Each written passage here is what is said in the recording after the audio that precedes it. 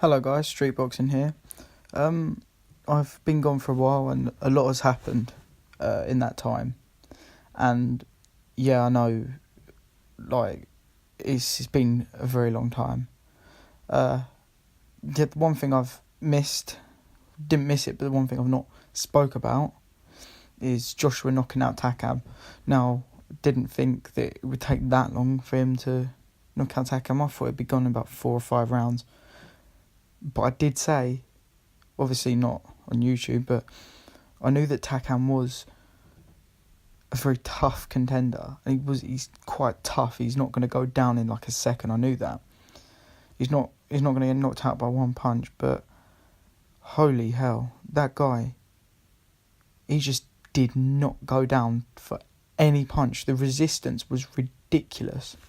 Now, and then people saying that Joshua isn't as good as people are saying that he is, and that Joshua's shit and stuff. No, he's not. Takam is a good contender, and he's number 3 for a reason. So all these people in America and people who don't watch much boxing, like casual fans, that are saying, yeah, Joshua's bad because he went 10 rounds with Takam. No, you have no idea what you're talking about, mate. Like, at the end of the day, Takam is number 3. Was number 3 in the IBF. He made his way to that spot. He must have done something. And for people to criticise Joshua, no, like, why? He's fought a decent guy, someone who's got a really good record and has some decent wins. Like, why criticise Joshua for that? Now, last night,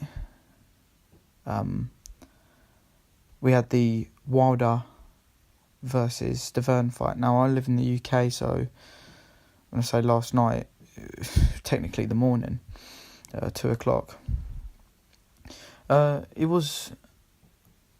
I've seen the highlights of it, and I don't dislike Deontay Wilder, but I don't like his record. I think his record is just full of a bunch of bums. Like, who's he really fought? Like, what, Johan Duapas is the only decent name. Has he even fought Duapas? I'm pretty sure he's fought Duapas. That's the only decent name on his record. He's gone and fought Stiverne, and for the second time, obviously it's the rematch, and he knocked him out in the first round. Now, as much as I don't like Deontay Wilder, that was very, very, very impressive. Three times in the first round. I'm not a hater of Deontay Wilder. I just don't agree with the level of opposition he's fighting. God knows why the WBC champion has fought nobody in the past, 3 years since he's been a champion? He fought nobody. Why? No idea. But Bermane Stiverne, he was never going to win the fight, let's be real. As much as I would have liked him to, he was never going to win it. He's been inactive. He's had one fight against a journeyman. Like, he didn't have much chance. But it was a very impressive knockout. And if Deontay Wilder and Joshua to fight, which I don't think Deontay Wilder deserves at this point in time, Joshua should really, really, really be worried about that right hand of Deontay Wilder's, because it is deadly. As much as I don't like Deontay Wilder, as much as I don't rate him, that is a deadly right hand. And I think he could have one of the strongest punches in the game of boxing, let alone the heavyweight division. People should be seriously scared of that guy's right hand. Whether they're a better boxer or fighter or not, if he lands that right hand on your chin, that's lights out. I can't really take away anything from that certain performance from Deontay Wilder. It was a decent performance. I just don't think... Why the hell was Bermane Stiverne there in the first place? Like, what did he do to gain that mandatory shot? Like, surely there's people who deserve that spot way, way, way above that guy. Way above him. Like, even Luis Ortiz, he's not been active for the past, year or something, but he's still had 2 fights, like, in between the time that Stiverne has, I'm pretty sure. So, like, how Stiverne made it to that mandatory position, I'll never know. Dillian White deserved that spot more than Bermane Stiverne. There's something going on, because how the hell Bermane Stiverne managed to even get into the ring with Wilder, I will never know. Like, what the hell is going on? Like, we need explaining, because if he can be, like, since losing his belt against Wilder, he's had 1 fight. Like, that was 3 years ago, mate. Deontay Wilder, like, he's been inactive, but he's been active. Obviously, it's against shit opposition, but he's still been active. So, I don't know, really. If Joshua and Wilder were to get in the ring, I don't think this should be happening now. I think Fury's much more of a priority. Wilder won't be able to bring in as much money for Joshua. I think there's more money to be made in other places than with Deontay Wilder. I think you get more money for fighting someone like Tony Bellew or David Haye before he fights Deontay Wilder. But again, with Haye, you don't know how he's going to look. The David Haye 2.0, he didn't look very good in the in the rematch with Bellew, but on a serious level, he could, with Ismail Salas training him, he could be a different Haye to what we've seen before, ever. And it's unlikely because he's lost some of his attributes, like his speed and power, but mainly not his power, actually, his speed and a couple of other things, but that doesn't, if he wants to make new attributes with what he's got now, so if completely new David Haye, if he wants to make a new, like, self with what he's got now, he could seriously do that with what he's got now. If he doesn't focus on his speed and he focuses on flicking out the jab and trying to land his right hand, then it could be a different David Haye, to be honest. Ismail Salas seemed to have a lot of experience, and he did a decent job with Joe Joyce. And I think Joe Joyce is in the same position. There's not really much you can change at this point of his career. But yeah, David Haye is a much better fight for Joshua than Deontay Wilder. Until Deontay Wilder fights someone big and gets a name on his record, otherwise, casual fans are going to think, well, who's Deontay Wilder? Like, people know who Dillian White is. Dillian. People also know who Joseph Parker is because he's had a fight in the UK. And against decent opposition, he's had fights as well. But Deontay Wilder, he's fought nobody. And people also say that Deontay Wilder is going to get that Deontay Wilder would knock out Joshua.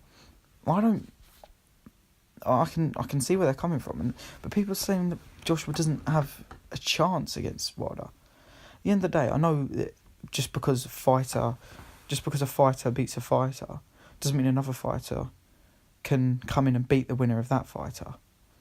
I know everything's different styles gel differently, but at the end of the day, it's not. I know, like, you got to take into consideration, Joshua went into the ring with Molina, and Joshua knocked him out in 3 rounds and didn't feel a thing from Molina. Joshua absolutely obliterated Molina. Whereas Wilder went into the ring with Molina. Obviously, he knocked him out in the 10th round. Like, what? That's a 7th round. That's a 7-round difference between what Joshua knocked him out in and what Wilder knocked him out in. That's irrelevant, kind of. Deontay Wilder also got rocked by Molina. Now, Deontay Wilder's been rocked, what is it, like once or twice in his career? I think there's once, I don't know. But Molina has, from what I know, as from recent fights since Deontay Wilder's been like a name in boxing, Molina's the only person who's caused the slightest bit of trouble for Deontay. So, if Deontay can experience trouble with Molina, and it takes him long for him to knock him out, then why does it take Joshua 3 rounds? And Joshua wasn't hurt one bit.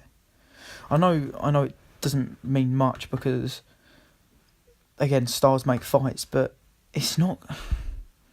It's something to take into consideration because it's the only common opponent, and you could do the same with Parker and Takam as well.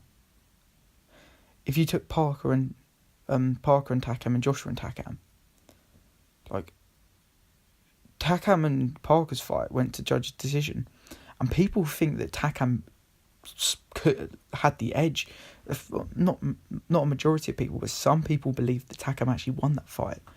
Whereas if it had gone judge's decision in the Joshua fight with Takam, then people can obviously argue different causes and cases like, oh yeah, but what if Takam knocked Joshua out? And let's just say, for the sake of it, that Joshua just went into the 12th round and it went to decision. Joshua would have got the decision anyway, because he was 10 rounds on pretty much every. Takam had won one round, or most people's cards 0 rounds at all. Joshua dominantly won that fight. So again, stars make fights, but you got to have a look at the common opponents with the champions. Which champions have common opponents? And Joshua has a common opponent with Joseph Parker and has a common opponent with Deontay Wilder. So I think it's something definitely to take into consideration because Joseph Parker struggled with Takam. But yeah, just bear that in mind when you believe that, when you're thinking about who would win between Parker, Joshua, and Wilder. Because obviously there's 3 champions. They're all willing to fight each other. But again, you've got to look at money and stuff. But have a think about who would actually win if you put into perspective the fact that Joshua and Takam and Joshua and Molina are common opponents with Deontay Wilder and Joseph Parker. But yeah, anyway, I'm going to go now. So, it's been Street Boxing. See you later.